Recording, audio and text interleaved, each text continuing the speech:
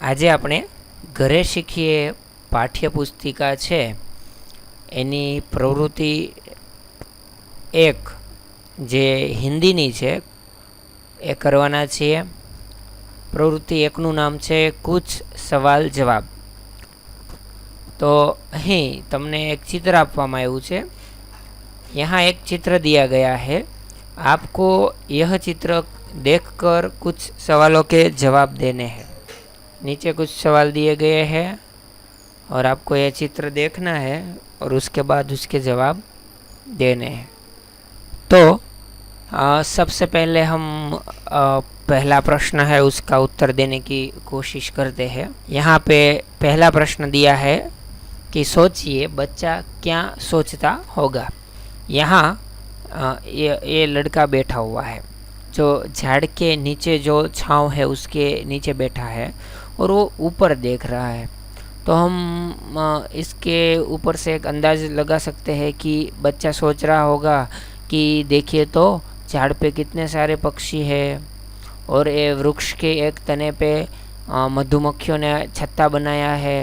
तो ऐसा भी सोच सकता है कि छत्ते में से मधुमक्खियाँ बाहर निकल कर उसको काट तो नहीं लेगी. ये भी सोच सकता है कि ये बंदर है वो वहाँ पे झाड़ पे क्या कर रहा है. तो आपको इस प्रकार की सोच जो इस बच्चे के मन में जो सोच आती है वो यहाँ आपको लिखनी है. दूसरे प्रश्न में आपकी दृष्टि में ये कौन सी ऋतु चल रही होगी और आपको ऐसा क्यों लग रहा है. तो जैसे ही मैंने आपको बताया कि बच्चा है वो पेड़ के तने में उस छाँव में बैठा है. यहाँ पास ही में एक चिड़िया है वो पानी में नहा रही है.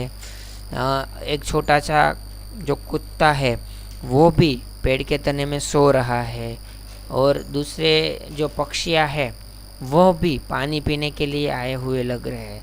तो हम सोच सकते हैं कि यह शायद गर्मियों की ऋतु है और इसीलिए सभी पक्षी धूप से बचने के लिए पेड़ के ऊपर बैठे हैं और बच्चा भी धूप से बचने के लिए नीचे बैठा होगा. तो यह ऋतु है वो गर्मियों की ऋतु है. आपको दूसरे प्रश्नों का जो उत्तर है वो मिल गया होगा. उसके बाद देखें तो कितने प्रकार के पक्षी चित्र में दिख रहे हैं वो सारे प्रकार के नाम लिखे. तो चलो हम देखते हैं कि कितने प्रकार के पक्षी यहाँ पे हमें दिखाई दे रहे हैं.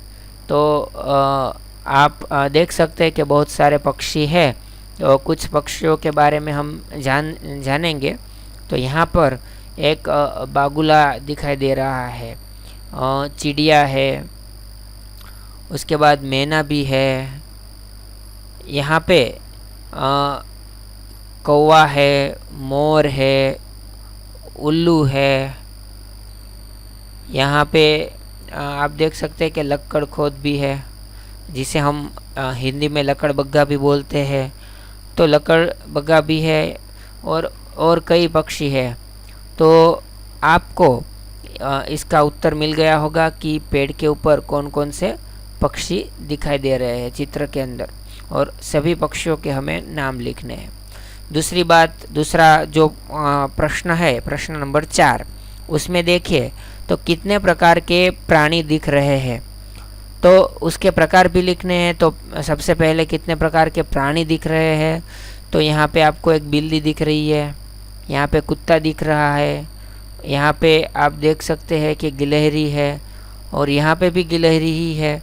इसीलिए प्रकार हम देखें तो प्राणियों के प्रकार में यहाँ पे शायद सांप जैसा कुछ दिख रहा है. तो सांप जीव जंतु में आता है, प्राणी में इंसान भी आ जाता है. ठीक है. तो हम देखें यहाँ पे एक बंदर भी है जो प्राणियों में आता है. तो 1 2 3 4 प्रकार और यह 5 प्रकार के प्राणी दिखाई दे रहे हैं और सबके नाम लिखने का बोला है. तो सबके नाम हम लिखेंगे तो बंदर, इंसान, बिल्ली, कुत्ता, गिलहरी यह सब हम लिख सकते हैं. लेकिन सोचिए अगर हम हमारे सौनी आसपास उसकी बात करें तो उस पाठ में पक्षियों को भी प्राणियों में ही उसकी तुलना की गई, उसका नाम प्राणियों में ही लिया गया है। જેમ આપણે વાત કરી હતી કે જળચર, ખેચર અને ઉભયજીવી પ્રાણીઓ, તો એમાં પછી ખેચર છે તો એ પ્રાણીઓ જ નામ આપેલું છે। बट परंतु यहाँ पे हम 4 से 5 प्राणियों के नाम यहाँ नीचे लिख सकते हैं। तो आपको समझ में आ गई होगी कि इस जो पूरी प्रवृत्ति है उसमें हमें क्या करना है। उसके बाद हिंदी की दूसरी प्रवृत्ति देखें तो उसमें सोच अपनी अपनी जो पाठ है उसके बारे में कुछ चित्र दिए गए हैं और चित्र के आधार पर हमें कहानी लिखनी है। तो कुछ कहानी कुछ इस तरह हम लिख सकते हैं। यहाँ पे लिखने की शुरुआत करेंगे तो एक व्यापारी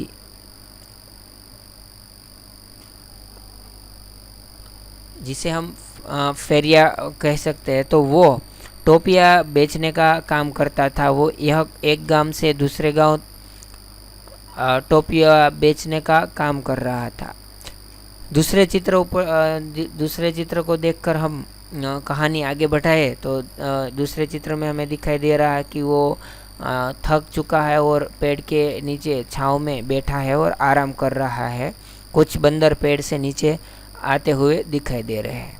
तो इसके ऊपर से कहानी हम आगे लिखेंगे कि वह एक दिन काम करके थक गया तो उसने एक पेड़ के छांव में अपनी सारी टोपियाँ थी उसका टोकरा रख दिया और वह पेड़ के छांव में आराम करने लगा। उसी वक्त पेड़ के ऊपर रहने वाले बंदर नीचे आ गए। सभी बंदरों ने टोकरी में से टोपियाँ है वो निकाली और अपने सिर पर रख ली। इस प्रकार पूरा टोकरा खाली हो गया। जब वह व्यापारी नींद से उठता है, उसकी नींद खुलती है तो उसने देखा कि सारी टोपियाँ गायब है और वह आजू बाजू देखने लगा। और उसने आजू बाजू देखा तो कोई लोग तो नहीं थे, लेकिन जैसे ही उसने पेड़ के ऊपर आवाज़ हो रही थी तो पेड़ के ऊपर देखा तो बंदर ने टोपियाँ पहन रखी थी, यानी सभी टोपियाँ बंदर के पास थी। अब उसने सोचा कि बंदर के पास से ये टोपियाँ कैसे ले। तो उसने अपनी जो टोपी थी वह अपने सर से उतार के नीचे फेंक दी। और हम सब जानते हैं कि बंदर है वो हुबहू अनुकरण यानी कि नकल कर सकता है। तो उन्होंने भी ऐसे ही व्यापारी की नकल करने की कोशिश की और सभी बंदरों ने अपनी अपनी टोपियाँ उतार के नीचे ज़मीन पर फेंक दी। और व्यापारी ने जो टोपियाँ थी उसको इकट्ठा किया, अपने टोकरे में भरी और वह चलता बना। तो इस प्रकार की कुछ कहानी है वो हमें यहाँ पे नीचे दी हुई जगह पर लिखनी है। तो आप सबको समझ में आ गया होगा कि किस प्रकार हम इस कहानी को आगे बढ़ा सकते हैं और इस चित्र के आधार पे हम अच्छी तरह से कहानी लिख सकते हैं। अब हम आगे देखते हैं। तो दूसरी प्रवृत्ति है, उसमें आपको एक क्वेश्चन दिया गया, यानी कि एक विधान है। आप अपने परिवार के बारे में 5 विधान लिखो, यानी कि यहाँ पे हमारे परिवार के बारे में 5 विधान लिखने हैं। अभी कौन से विधान हम लिख सकते हैं उसका मैं डेमो देता हूँ।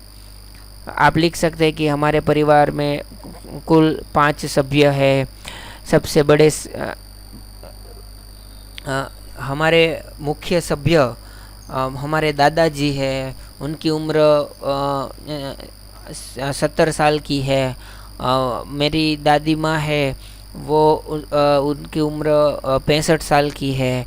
और हमारे घर में मैं और मेरे भाई बहन रह रहे हैं।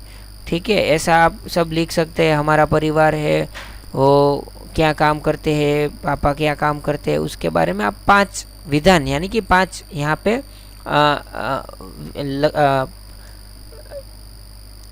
यानी कि आपको 5 लाइनें लिखनी है। इसके बाद आगे देखें तो चिड़ियाघर की सैर, तो यह पाठ आपने पूरा पढ़ा होगा। ये अगर नहीं पढ़ा है तो आपको अपनी जो हिंदी की किताब है उस किताब में पाठ जो 5वां पाठ दिया गया है वो आपको पढ़ना है। उसमें पूरे पाठ में कुछ शब्दों की जगह चित्र बनाया हुआ है, आप वो सारे चित्र के नाम यहाँ लिखने हैं। अगर आप नाम नहीं जानते तो घर में किसी को पूछिए, ज़रूरत पड़ने पर अपने शिक्षक को भी पूछ सकते हो। तो सबसे पहले आपको एक काम करना है, वो है आपकी किताब खोलनी है और उसमें पाठ 5 है, उसमें आप देखेंगे तो शेर का नाम नहीं है, शेर का पिक्चर शेर ऐसे नहीं लिखा हुआ है, बंदर नहीं लिखा है, लंगूर नहीं लिखा हुआ है, केला नहीं लिखा हुआ है, ठीक है। इस प्रकार गेंडा, मगरमच्छ ऐसा कुछ नहीं लिखा हुआ है, उसके जगह पर चित्र दिए गए हैं। तो आपको सभी चित्रों का नाम यहाँ पे उसमें से देखकर लिखने हैं।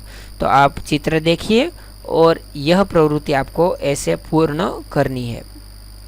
अब थोड़ी और बात करते हैं। नीचे जो एक प्रवृत्ति दी गई है, मैंने सिंह के बारे में लिखा है, उसे पढ़िए और कुछ जगह में भूल गया हो, यानी कि यहाँ पे जो आप देखते हैं वो जगह भूल गया हो या लिखने में गलती हुई है तो आप उसे पूरा करने में मदद करो। तो चलते हैं,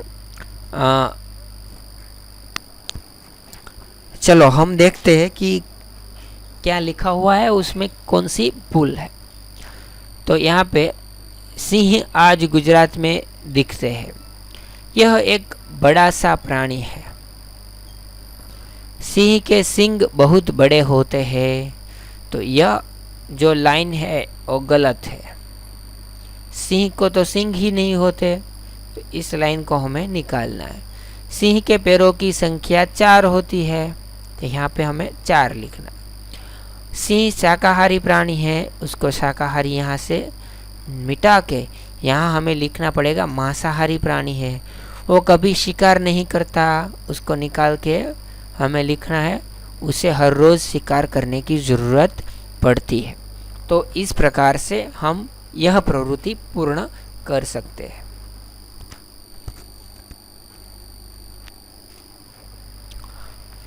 अब आगे देखते हैं, तीसरी एक्टिविटी दी है हंसी का पिटारा। इस पाठ में कुछ चुटकुले दिए गए हैं और आपको उस चुटकुले को पढ़ना है। पढ़े और अपने घर में भी सबको वह चुटकुले है उसको सुनाना है। क्या आपको चुटकुले पसंद है? हाँ, आपको तो पसंद होंगे। तो आप अपनी ओर से 3 चुटकुले बना के यहाँ पे लिख सकते हैं, यानी कि आपको 3 चुटकुले यानी जोक्स यहाँ बनाकर लिखने हैं हिंदी में। तो इस प्रकार यह प्रवृत्ति आपको पूर्ण करनी है। आपको हिंदी में चुटकुले लिखने, अगर आपको नहीं आते तो आप अपने माता पिता की या बड़े भाई बहन की सहायता से यहाँ पे लिख सकते हो। तो हिंदी का जो हमारा पूरा सेशन है यहाँ पे ख़त्म होगा। तो आपको सभी प्रवृत्तियाँ समझ में आ गई है, तो आप उसे लिखने का अब प्रारंभ कर सकते हैं।